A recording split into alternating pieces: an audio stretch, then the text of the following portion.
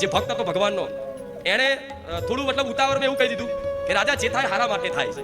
જેવું આ જે થયું ને હારા માટે થયું, તમે ચિંતા કરશો. રાજાને આવ્યો ગુસ્સો. એક તો કે મારો અંગૂઠો કપાઈ ગયો અને તું પાછો એવું કહે છે કે જે થાય આના હારા માટે થાય છે.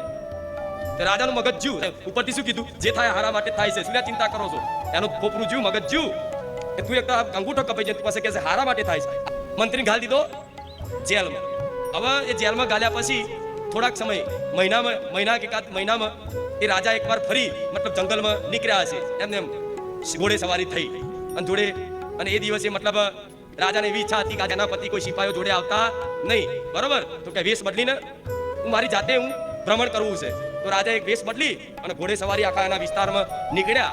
તો એ વિસ્તારમાં નીકળતા નીકળતા એક ઘનઘોર જંગલ આવ્યું, અને ઘનઘોર જંગલમાં અમુક તાંત્રિકો સાધના કરતા હતા. પેલા તાંત્રિકો આવતા હતા ને, એવા સાધના વાળા, એવા તાંત્રિકો ત્યાં સાધના કરતા હતા. તે તાંત્રિકો જે સાધના કરતા હતા, તે એ કબીલો જે હોય, એ વિસ્તારમાં જે રહેતા હોય, એમની પરંપરા એવી હતી કે પહેલા કોઈ બી વ્યક્તિ કદાચ અહીંથી નીકળે, કોઈ બી મનુષ્ય, એની આપણે બલિ અર્પણ કરવાની, બલિ ચઢાવવાની. આવો સંકલ્પ હતો એમનો કે કોઈ બી નીકળે અહીંયા તો એની બલિ આપણે ચઢાવવાની. શું કરવાનું? બલિ એની ચઢાવવાની. તો એટલા મેં રાજા નીકળ્યા, હમણાં તો બધા તીર કોમઠાન લઈને, ભાલા લઈને રોકી લીધા રાજાને. આટલા બધા રાજા પકડાઈ જાય એટલે સીધા જ અમને લઈ જાય. ચાલો બાલો પેલા બકરાને બલિ આલે ને, એ હારના બહાર ફેરાઈ અને ચાલો બાલો કરીને બલિ આલવા તૈયાર કરી નાખ્યા.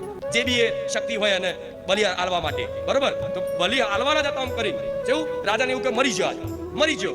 બલિ આલવાના હતા, એમનો જે ગુરુ હતો ને, ગુરુ એવું કીધું ઉભારો. કે શું થયું? કે ઉભારો, બલિ એકદમ આલાશે નહીં. કે કેમ? કે આપણે એવી પ્રથા છે કે જે મનુષ્યની બલિ આપવામાં આવે, જે વ્યક્તિની બલિ આપવામાં આવે, એ વ્યક્તિ પૂરેપૂરો સાજો હોવો જોઈએ, એનો એક અંગ કપાયેલો હોવો જોઈએ, એનો એક અંગ તૂટેલો હોવો જોઈએ. તો કે આનો અંગૂઠો કપાયેલો, આ ચાલે નહીં. જેવું આ ચાલે એટલે તાત્કાલિક એમણે શું કર્યું, એને છોડી દીધા કે હાર જાઓ. એમને કમ્પ્લેટ નવડાવી કીધું કે જાઓ ભાઈ, તમારું કામ નહીં, તમે ચાલે આવવા નહીં. બચી જ્યાં ક્યાં ભગવાનની કૃપાથી બચી જ્યાં, અંગૂઠો કપાયેલો હતો, નકર બલી ચડી જાય. તો રાજા તો તરત મંત્રીની વાત યાદ આવી. મંત્રીએ કીધું તું જે થાય હારા માટે થાય છે, હારું અંગૂઠાએ જ મને બચાયો, અંગૂઠાએ જ મને બચાયો.